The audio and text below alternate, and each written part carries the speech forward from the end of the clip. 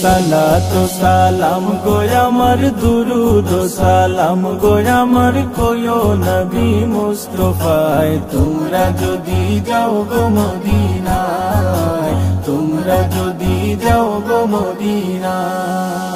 Medina শরীফের মাঝে বেহেশতেরও বাগান আছে, ও